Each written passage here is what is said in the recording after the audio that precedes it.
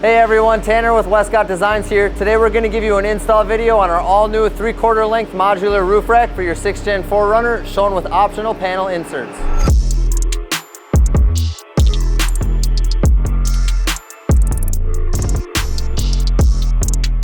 Alright, the tools you're going to need to install this roof rack are some black adhesive sealant or silicone, a trim removal tool, a Phillips screwdriver or pick, a 12mm socket on a ratchet, a 1/2-inch wrench, a 3/16 Allen, and a 5/32 Allen. So included in our 3/4 roof rack are 2 roof rack sides, 9 crossbars, a visor, and in the insert package are 7 panels, 5 of them flat and 2 of them bent. So included in the kit are 2 longer brackets and 2 shorter brackets. The long brackets go in the front of the roof rack and the shorter brackets go in the rear of the roof rack. Also included in our mounting kit are some black spacers that are going to go underneath the brackets.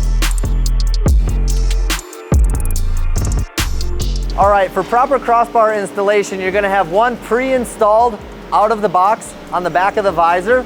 You're going to have 3 installed vertically, which is going to be the very first one after the visor, and the very 2 rear are going to be vertically mounted crossbars. All the ones in the middle are horizontal. Okay, if you're installing our panel inserts into the roof rack, we have to show you these T-nuts that are going to get slid into the crossbars. They can get slid in on both planes, the horizontal plane and the vertical plane. Here you can see some installed already. They're going to sit flush underneath the channel, and the screw that holds the panel to the crossbar is going to go into the thread. Okay, if you're installing our optional panel inserts into your roof rack, we're going to go over proper T-nut location. You take a T-nut, it has this rib on the top side. You're going to face that vertical or up and slide it into the channel of the crossbar so that it's flush underneath the top of the crossbar. It's crucial that you put in the T-nuts in the crossbars before you put the side panels onto the roof rack and assemble the roof rack. The T-nuts need to be installed first. Now, if we're starting at the very front of our roof rack, the first crossbar is going to be vertical, and our 4 T-nuts to hold the panel in place are going to be on that vertical face. 1, 2, 3, 4. After getting the T-nuts installed in the first vertical crossbar, the next 5 horizontal crossbars are going to get 8 T-nuts per crossbar. 4 in this channel and 4 in this channel.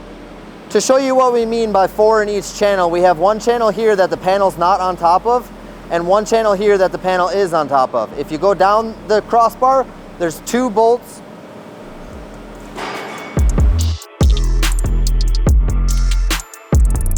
So starting at the front of the roof rack, you can see where the crossbars mount, starting from the visor, the verticals, and the horizontals under the open windows, and our verticals at the rear. I want to point out that the small, shorter bolts are what hold the panels down into the crossbars, and the longer bolts are what hold the side panels onto the threaded crossbars from the side. Okay, we already have our crossbars and inserts installed. What I'm going to show you an easy way to put the crossbars in and hold them steady while you're putting your roof rack sides on your crossbars. You want to get your crossbar in a placement where it's near the hole it's going to be mounting to, and get 2 bolts with washers. This is supplied hardware with your kit. Take a bolt, locate your crossbar to the side of the roof rack.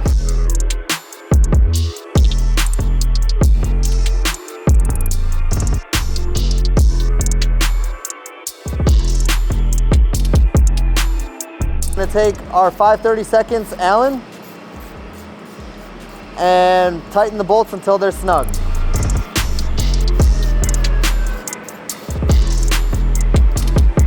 After you get the 8 T-nuts installed in each crossbar on the horizontal crossbars, you're going to get to the rear of the roof rack where the crossbars are going to be mounted vertically.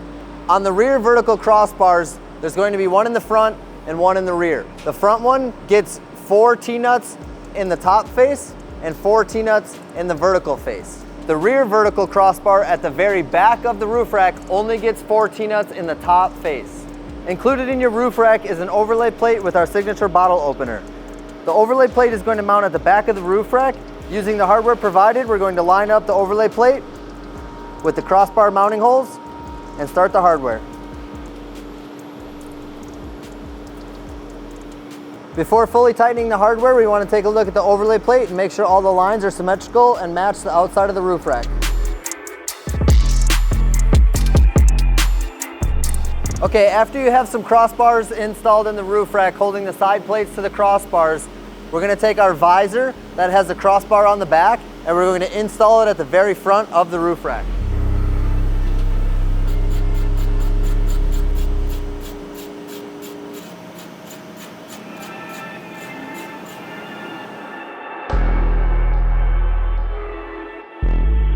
All right, with your T-nuts pre-installed in the crossbars and your panels going on the roof rack, there's a couple of panels we need to leave out before the roof rack gets put on top of the vehicle. If you look at the front of the roof rack, the very first panel and the second panel need to be removed. They are located on top of the mounting holes where the brackets on the front of the roof rack bolt to the roof rack sides, and the very rear panel needs to be removed on top of the rear bracket mounting holes. To get the T-nuts in the proper location to line up with the mounting holes, what's going to come in handy is a Sharpie and a screwdriver or a pick so that you can move the T-nuts in the channel. If you mock your panel in place, take the Sharpie and put a small mark where the hole needs to be on the crossbar so you can line up the T-nut and put the panel on top.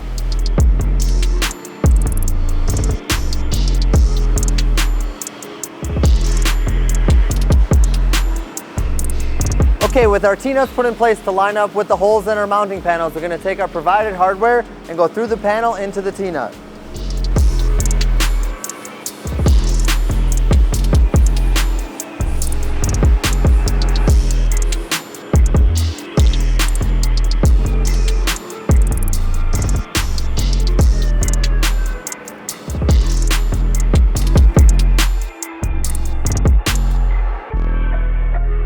Okay, to get the truck ready for our Westcott Design roof rack, we have to disassemble and remove the factory roof rack. There's plastic caps on the front and rear of the roof rack that we're going to take our trim removal tool and pop off the plastic piece and get underneath it and pop the rest off. The front's going to remove before the back, and we're going to do the same to the rear.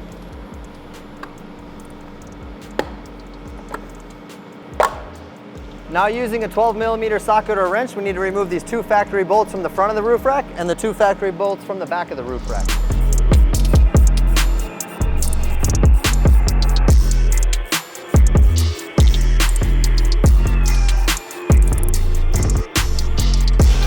Once you have the hardware removed from the roof, set it off to the side and remove your roof rack.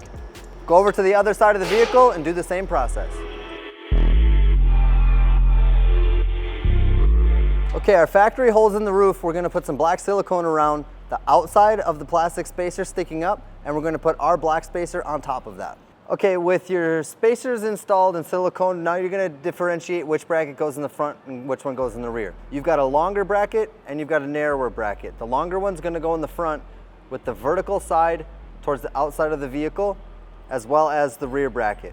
They both are going to face outside of the vehicle.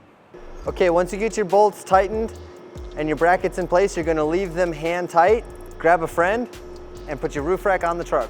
In preparation for installing your roof rack, you're going to want to have some hardware ready to put in the holes in the front brackets when you get it lifted onto the vehicle, and some towels to put in the back so that you don't scratch up the vehicle. Okay, with the roof rack installed on the brackets and our hardware through the holes, we're going to put nuts and washers on the back side.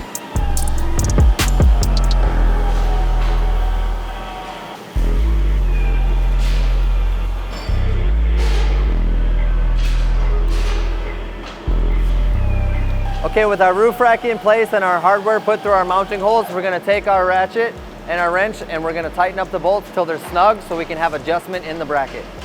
Okay, with our side hardware installed, now's the time where we're going to tighten up the OEM hardware that holds the brackets down into the roof. We want to make sure the roof rack is centered side to side and we can tighten the OEM hardware all the way.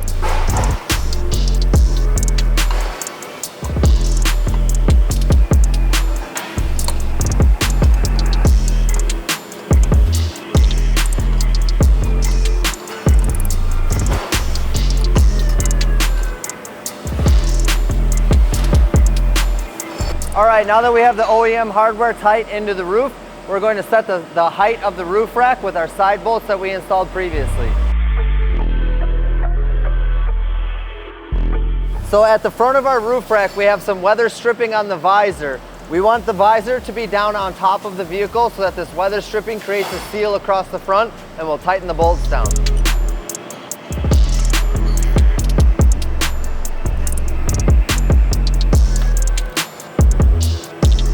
Okay, so we tightened up the front of the roof first with the weather stripping tight against the vehicle roof to create a seal. We're going to move to the back, but we want to make sure we have an even reveal going across the edge of the roof.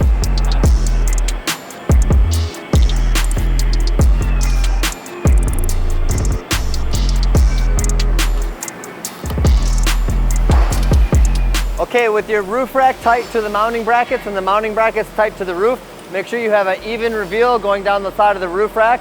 Make sure that you have some gaps so you don't rub on the paint. You can remove the rags we use to block the paint. All right, so our Westcott Designs roof rack is installed on our 6th Gen 4Runner. If you have the optional panel inserts, now's the time to put them back on the crossbars with your previously installed T-nuts.